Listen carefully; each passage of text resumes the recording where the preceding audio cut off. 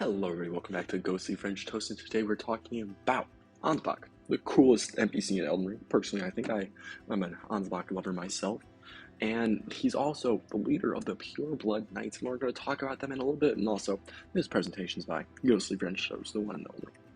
So the basics, he is an NPC in the DLC, served basically Mohg before he got kind of Mohg and served Mikola, as one does. Then served Mikola. Oh my gosh, my foresight's kind of crazy. Not gonna lie. Went band for band with Promise Concert Radon, and for a long time, um, the only person I saw stagger Consort Radon was without like having a cheese build was Ansbach. So it was kind of like crazy seeing that. I've only seen him staggered a couple times with like a non-cheese build.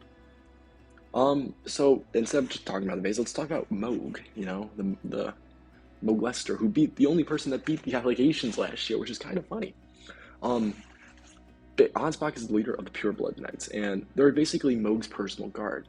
And in the DLC, they paint Mohg as this kind of like, oh my gosh, he got molested by Mikola. And he's this innocent guy. But you also got to think, like, these people are kind of crazy. Like, Ansbach is one of the most fearsome warriors of the Lands Between. Many people feared him, just how powerful he was. And these people were kind of crazy. There were still criminals killing people for shits and giggles.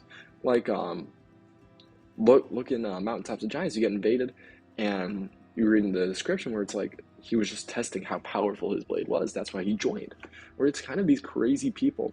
And then you'll get, basically, Yura and his whole quest line where he fights one of Mohg's basically compatriots who's also kind of his wife because she went mad and joined them and basically became a psychopath. So back to Ansbach though. Very smart. Leda's basically brains of the operation. And what I mean by that, I know it's Leda. You can say Leda. I say Leda. I don't know why. I just do. Basically the brains of the operation. So like we learned that with Freyr, she's like, oh my gosh, I wish I had the goat Ansbach with me. Ansbach would be able to know what to do, like, because he's the goat. He's just him. He is him. Duel with Mikola. Mohg became under Mikola's control, which is kind of silly to think about,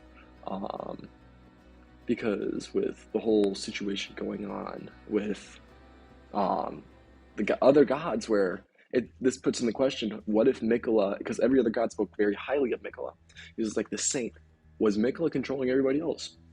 Inception type shit, bro. Challenged Mikola to free him, like Aura, Giga Chad kind of dude. Basically challenged Mikola and he was like, you took my master. And I'm gonna run the band with you. He did lose the band though, like, but it's still Aura nonetheless, because he challenged a god. But out of anyone in kind of history, Mikola's the only, Ansbach is the only person that hurt him, which is kind of like, it's just Aura, it's all Aura. And like, everyone's like, oh, I like Leda, Leda's cool, oh my gosh.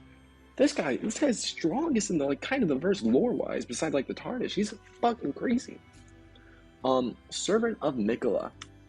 Fell under Mikola's aura, his immense aura of molestation. Kind of crazy. He basically helped Leda and friends get to the Lands of Shadows, so I think Mikola's whole deal was to get Mohg, some blood thing, pure blood, all that, to get into the Land of Shadows. And I think Ansbach is the only one who kind of had a clue what was going on, because Ansbach is also, like, Mohg's servant, so I feel like Ansbach would have previous information about Mohg and how he worked, and he's like, oh, this is what we need to do, because we find them already in the Land of Shadows. So I think you also see Leda standing out there. So I think Ansbach was the one who helped them, and I think that was one of the main reasons Mikola took Ansbach under his control. He decided to text to figure out Mikola's true plan, his ascension to godhood, which is kind of crazy if you think about it. And then betrayal of Mikola. Aura. This entire slide's Aura. Freed from Mikola's Riz after his great rune broke and shattered, and realized that maybe Mikola's not this cool guy, and the entire group turns on each other, which is kind of crazy. And I still will argue that entire fight is the best thing of probably Elden Ring. The voice acting, I think, after Armored Core 6, they realized how good these voice actors are and have them in the fight. It's aura, and I hope they really do it with. I know it's gonna. I'm not sure how Night Rain. I think that's gonna be my next week's video talking about Night Rain, how that's gonna work. But I think it's gonna be an interesting dynamic. Fights Letta's gang squad with the Tarnish and goes band for band because he's the GOAT. Ansbach's the GOAT. Fights Radahn to avenge Moog. And so he still, even in the end, he still wants to serve his master Moog because his body was unrightfully taken and kind of neglected. And now it's Radahn lested, which is kind of crazy to think about. You got like that double whammy. Understands that the Age of Gods is over and wants the Age of Humanity. So in his last dying breaths, he tells the Tarnish, like, hey, don't be a lord for the gods, be a lord for humanity. And I think that's a very interesting dynamic coming from Moog. Because we see throughout Elden Ring that even in the end that these people still serve the Golden Order or serve some kind of higher will. And Ansbach was originally like that. We see in more he kind of serves the Kindred of Rot and possibly the Gods of Rot. Saint Trina, all that stuff. Leda was still Mikola, Gang was still Mikola, but even in the end, Ansbach's the only person to realize, like, hey, it's over. And that's the entire point of Elden Ring. I personally think it's that cycle, just, it's over. Even at the fundamental roots of the Erd Tree, rot and death is just pulling it down. It's hollowing everything out from the underneath and just pulling it down. And I think Ansbach realizes that, and that's why he tells the Tarnish, like, hey, you should go on to humanity. But yeah, that's it for Ansbach. I know it's a little shorter video. I also want to talk about some other stuff. I was hoping to, so I know last week I released a little, what's it called, a video game review, and I played the Blasphemous 2 DLC, and I was wondering if I'm going to make a poll on it as well, if you guys would be interested in doing like other things. I'm going to make 2 polls. One poll for like doing like face reveals in the corner while I talk about this, because I think it adds more of a communication aspect with that.